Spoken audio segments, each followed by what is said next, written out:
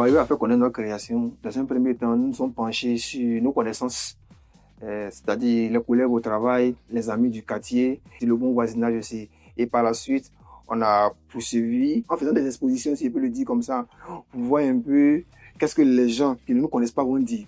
Parce que si les retours positifs viennent de nos connaissances, on se dit là comme c'est nos connaissances, c'est pourquoi ils veulent nous encourager. Donc on essaie de faire sortir le grand public pour voir un peu est-ce que les gens aux alentours peuvent aussi apprécier. On essaie aussi de toucher les réseaux sociaux. On a balancé les vidéos de nos activités sur Facebook, sur TikTok. Surtout que ce sont des choses que les gens souhaitent que les jeunes fassent et dans lesquelles nous on se lance. Donc les encouragements sont vraiment là.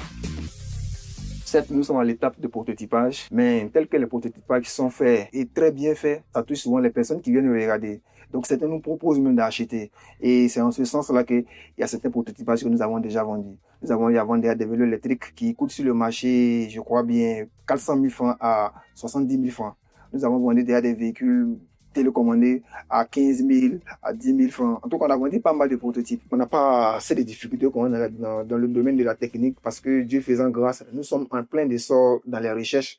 Nous faisons des recherches jour et nuit. Donc, en termes de compétences techniques, les capacités, nous les avons déjà. Et l'une des réalités auxquelles nous sommes confrontés, c'est surtout au niveau du stock de composants. On fait des reprises parfois et on manque de composants. Il y a aussi l'espace qui nous fait défaut pour entreposer nos composants et puis bien disposer nos équipements pour de meilleures conceptions.